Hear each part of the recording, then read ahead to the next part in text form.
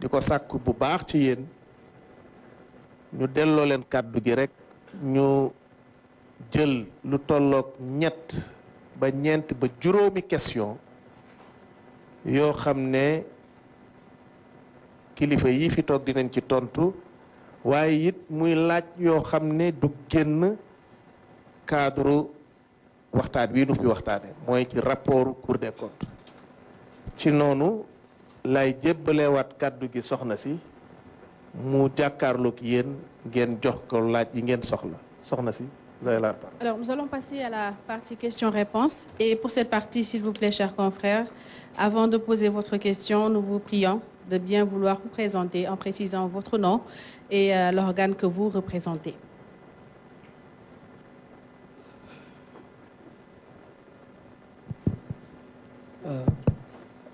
Merci beaucoup à tous, merci beaucoup aux différents ministres.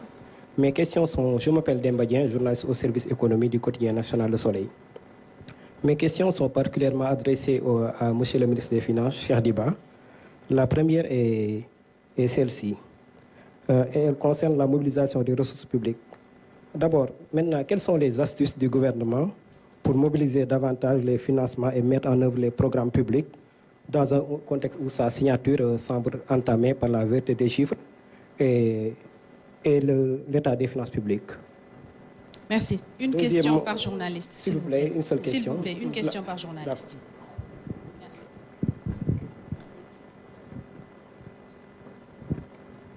Bonjour tout le monde, moi c'est Aminatou Diallo, je suis journaliste à la radio économique Trade FM. Alors avec ce niveau d'endettement assez élevé de 2019 à 2024, j'aimerais savoir est-ce que le gouvernement a un projet de s'endetter davantage? Si oui, est-ce que l'état financier le permettra côté soutenabilité quoi? Alors la deuxième question... Une question par journaliste, une question s'il vous plaît.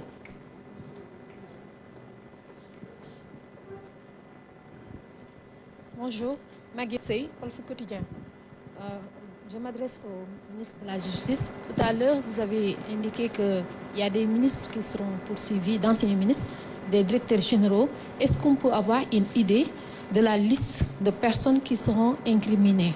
Vous l'avez dit, hein, il y a la présomption d'innocence, mais est-ce qu'on peut avoir une idée de la liste?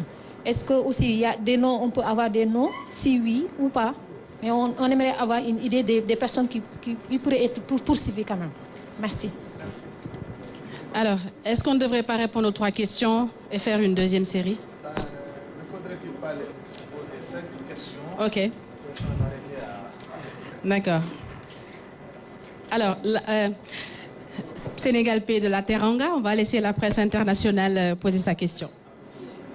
Merci beaucoup, madame. Catherine Heye, journaliste de Bloomberg News. Suite de mes collègues qui a aussi posé des questions par rapport à ce niveau de dette élevé. Est-ce que vous attendez une dégradation de notes, d'agence de notation? Et comme si ça c'est le cas, comment vous comptez financer le financement pour 2025? Est-ce que ça change votre programme si vous ne pouvez pas aller au marché extérieur de la dette? Cher Fall. Merci beaucoup. Bonjour à tous. Bonjour, cher ministre. Donc, merci également pour cet exercice de redevabilité, comme vous l'aviez précédemment tenu en septembre 2024. Alors, vous êtes monsieur Cher Fall. Cher Fall. Oui, de quel organe? Dakar Actu. Dakar Actu. Voilà. Donc, j'avais 2 questions, mais bon, l'une a été prise en compte par mon confrère. Ah, donc c'est bon. Hein? Voilà. Donc, mais bon, c'est juste une question destinée au ministre de la Justice concernant donc le président de la République, l'ancien président Macky Sall. On parle très souvent donc de lui par rapport donc à la haute cour de justice. Aujourd'hui, est-ce qu'on peut s'attendre réellement donc à cette je vais dire cette justice qui va s'enclencher autour de cet ancien président de la République? Alors, est-ce qu'on peut s'attendre réellement à une poursuite pour haute trahison concrètement de cet ancien président de la République. C'est destiné bien évidemment au ministre de la Justice, garde des Sceaux. Merci. Merci.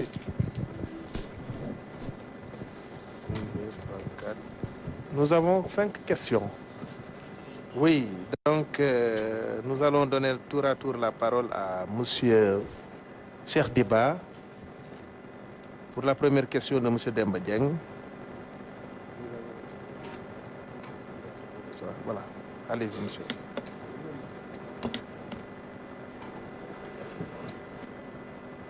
Merci beaucoup, mesdames, messieurs.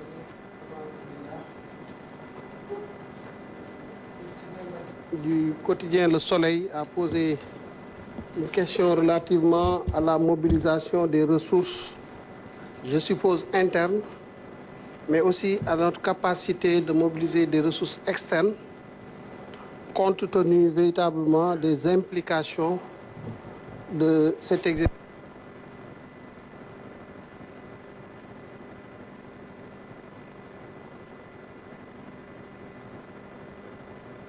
Interne, quelles sont nos stratégies d'amélioration de la mobilisation des ressources et par ailleurs, quelle stratégie d'endettement nous comptons mettre en œuvre pour juguler véritablement les implications et essayer d'irriguer notre économie et avoir les ressources nécessaires pour financer notre action publique. Je pense que je l'ai dit tout récemment d'ailleurs à l'occasion d'une sortie à l'Assemblée nationale que, à l'instar de ce que le Premier ministre et le Président de la République ont annoncé depuis qu'ils étaient véritablement dans l'opposition, c'est qu'un pays doit compter d'abord sur ses ressources propres. Véritablement, puisque la dette, c'est même des ressources propres différées. Donc l'enjeu, fondamentalement, qui va nous amener à assainir la situation actuelle, c'est le renforcement de la capacité de mobilisation de nos ressources internes. Et ces ressources internes se situent fondamentalement à 2 niveaux. C'est les ressources qui sont véritablement gérées au niveau de la Direction générale des impôts et des domaines pour vous permettre d'avoir une visibilité en tout cas contextuelle, factuelle, et les ressources qui sont poursuivies et mobilisées par la Direction générale des douanes.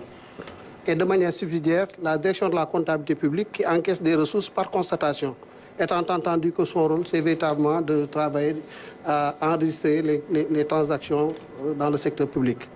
Ce que nous entendons faire, c'est avoir une deuxième génération de stratégies de mobilisation des ressources à moyen terme. Nous avons eu une première génération de SRMT. Cette SRMT a donné les résultats qu'il a donnés, mais nous entendons, compte tenu des enseignements que nous pouvons tirer de l'exercice de mise en œuvre de cette première stratégie de mobilisation des recettes,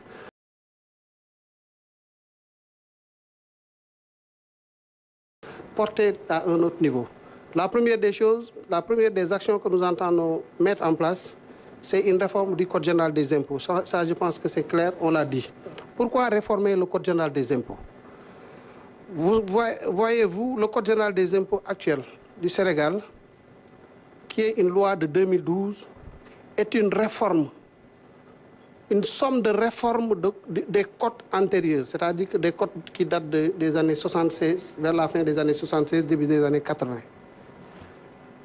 Est-ce qu'il est concevable qu'aujourd'hui, en 2025, qu'on ait un Code général des impôts de manière caricaturale qui fiscalise l'économie des années 80?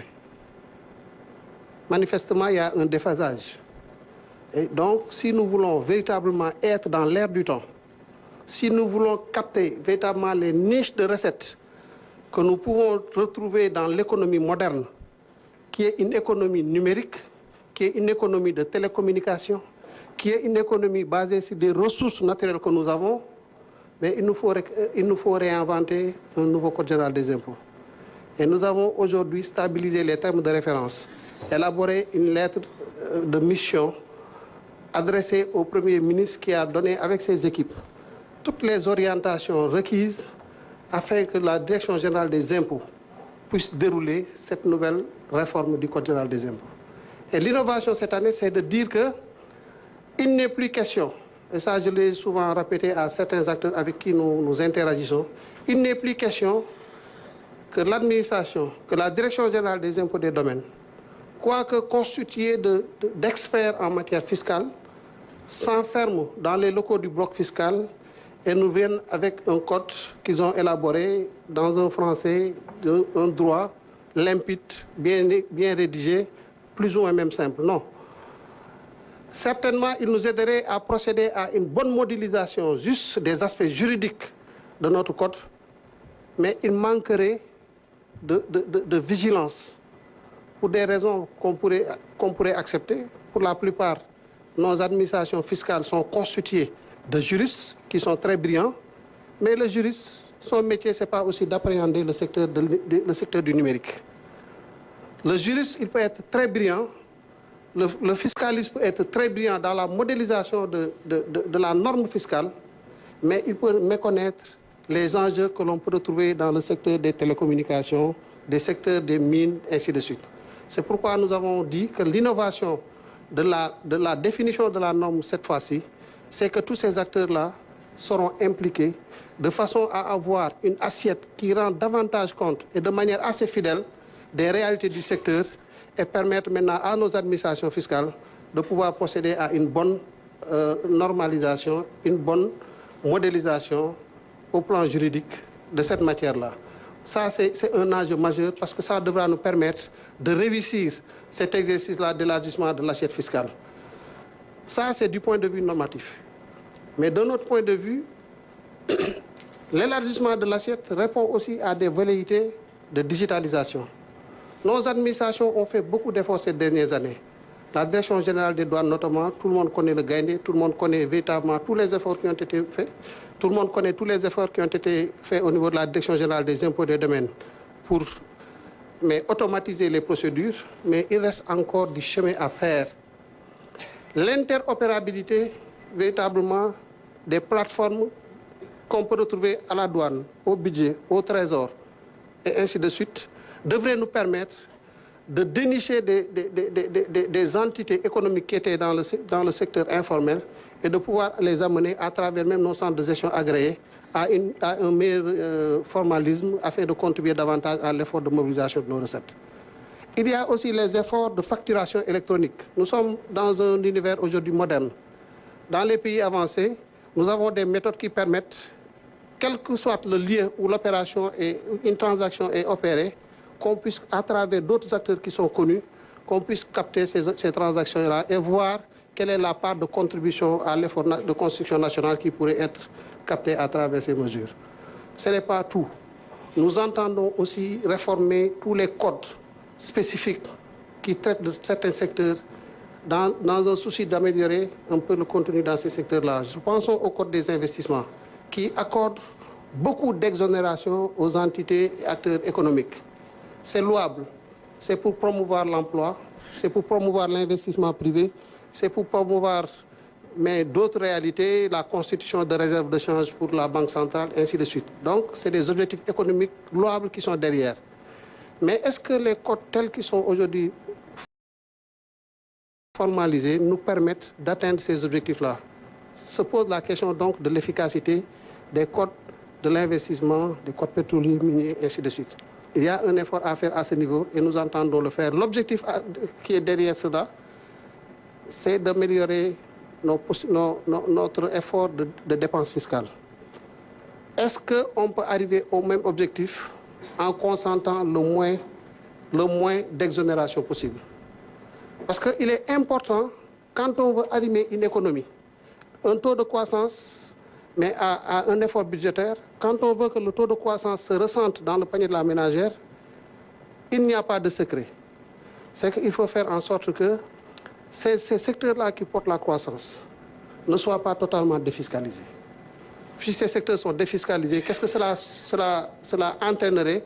Cela entraînerait qu'on ait des taux de croissance élevés, mais qu'en termes de redistribution, qu'on ne puisse pas les ressentir au niveau du panier de la ménagère. Et l'enjeu, c'est de faire en sorte que les ménages puissent véritablement bénéficier de tous les efforts qui sont véritablement produits par l'économie nationale. Voilà véritablement ce que nous entendons faire dans ce secteur-là. Le Code général des douanes va être modernisé. le même exercice a été fait, les termes de référence ont été élaborés, les acteurs sont en train d'y réfléchir. Très prochainement, avec la mise en place des nouvelles équipes, comme vous l'avez suivi, on a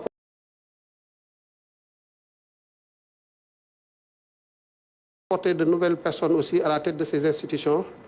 Et une fois que tous les passages de service ou toutes les passations de service auront été opérées, naturellement, ces missions-là seront traduites véritablement en actes concrets et permettre à notre économie de pouvoir engranger suffisamment de recettes.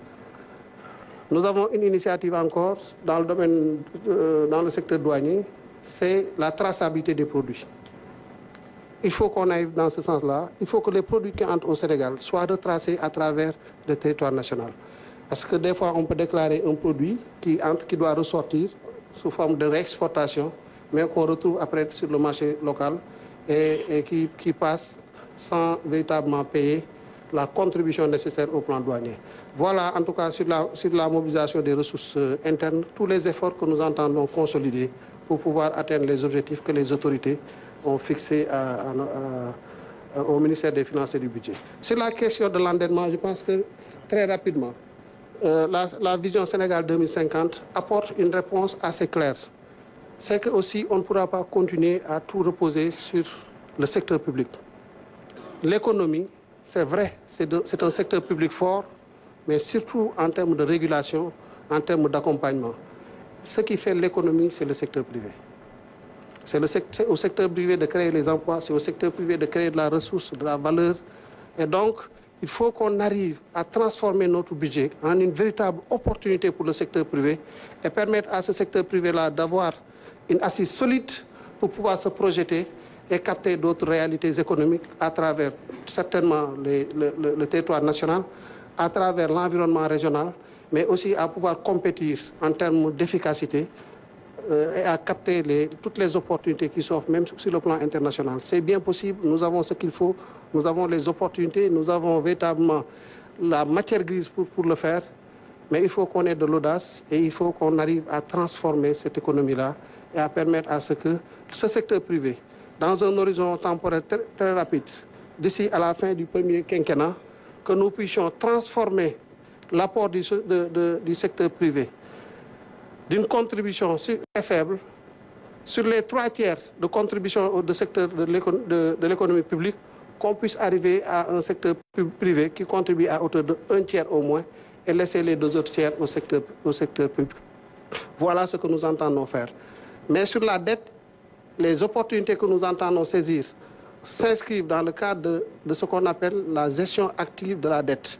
C'est-à-dire que nous avons un stock de dette, comme l'a rappelé tout à l'heure le ministre secrétaire général du gouvernement, qui est très handicapant pour nos économies. Comment arriver à discuter avec nos partenaires techniques et financiers de façon à ce que la dette qui nous coûte très cher, qu'on puisse la reprendre et qu'on puisse retravailler son profil de maturité. Si la dette coûte cher et que nous devons la payer dans un horizon de 3 ans, qu'on puisse, mais véritablement avec les nouvelles opportunités qui s'offrent sur les marchés, qu'on puisse réacheter ces dettes-là par des dettes qui sont moins coûteuses et qu'on puisse transformer ou étaler sur un horizon temporel qui va au-delà de 5, 6, 7 ans, ce qui nous permet de libérer des marges de manœuvre. Si tous ces efforts-là sont réalisés avec la mobilisation des ressources internes, avec la rationalisation des dépenses publiques, nous allons voir que notre déficit budgétaire va aller en baissant, en empruntant une nouvelle trajectoire de consolidation budgétaire, comme nous le disons. La consolidation budgétaire, c'est arrivé à un taux de 3%. Ce faisant, le PIB augmentant avec la croissance, on voit une inversion de la courbe de l'endettement qui va effectivement nous amener dans un horizon raisonnable, soutenable, comme le disait le ministre de l'économie, à un taux de 70% ou inférieur à un taux de 70%, conformément aux critères de convergence de l'UEMOA. Sur la première question, voilà ce que je voulais apporter comme élément de réponse, tout en laissant le ministre de l'économie certainement apporter d'autres éléments de considération. Voilà, monsieur le ministre, je crois que vous avez, en tant qu'économiste, répondu à la deuxième question de Mme Aminatou Diallo de Trade FM. Je crois que lui, il a des choses à compléter et à répondre également à la question de Catherine concernant la notation des agences. Voilà, c'est ça. Je vous donne la parole. Voilà. Je vous remercie, Monsieur le ministre. Je voulais juste ajouter à ce que le ministre des Finances et du Budget vient de dire. Effectivement, il y a la notation. Donc, de façon mécanique, le stock de la dette est plus élevé. Donc, ça va se faire ressentir sur la notation. Mais j'ai voulu insister tout à l'heure sur la trajectoire. C'est-à-dire que la notation, elle peut se dégrader, mais la perspective est bonne. Et la perspective, elle est importante. Donc, il y a un stock de dette, mais ce stock de dette aura une trajectoire baissière. Et de ce point de vue, il est important que ceux qui font la notation puissent apprécier cet aspect-là. La structure de notre dette est également bonne. Je disais tout à l'heure qu'en moyenne, en termes de coût, la dette nous coûte à peu près 4,5%. 4,5% parce que dans sa composition, il y a un certain nombre de facteurs. Il y a les dettes concessionnelles qui sont à l'intérieur, etc. Et la croissance du PIB du Sénégal, le ministre des Finances vient de le dire, est bien au-dessus de ce coût de la dette. Alors, ce qui fait que si la trajectoire donc, de consolidation budgétaire que nous avons l'intention de faire est respectée, la perspective sera bonne. Alors, cette perspective étant bonne, on ne devrait pas avoir de difficulté à convaincre nos partenaires et ceux qui nous prêtent que le Sénégal demeure un pays crédible et que notre dette est donc soutenable. C'était pour répondre à votre question par rapport à la capacité à très court terme de financer donc notre déficit. Et peut-être juste ajouter que dans le financement de notre déficit, il y a les projets sur financement extérieur. Ces projets sur financement extérieur peuvent avoir des disponibilités en termes de ressources qui sont là. Et l'exercice qui a été fait de priorisation des projets, ces projets, une fois priorisés, les possibilités de décaissement sont déjà disponibles. Alors, de ce point de vue, il ne devrait pas y avoir de difficulté à financer le budget. Je vous remercie. Les agences de notation. Oui, c'est-à-dire, c'est ça, c'était la question. Les agences de notation vont constater le niveau de dette qui a augmenté, mais j'ai insisté sur la nécessité de la perspective. C'est-à-dire la perspective, elle est bonne. La perspective, elle est bonne à cause du fait que le déficit budgétaire à moyen terme sera réduit à 3% et que nous reviendrons très rapidement sur une trajectoire de dette beaucoup plus faible. Merci beaucoup, M. Sarr. Merci beaucoup. Il ne reste plus qu'à demander à M. le ministre de la Justice de répondre aux deux questions qui lui sont posées. Vous avez des questions? C'est bon. Alors, M. le ministre, vous avez la parole. Merci, M. le ministre.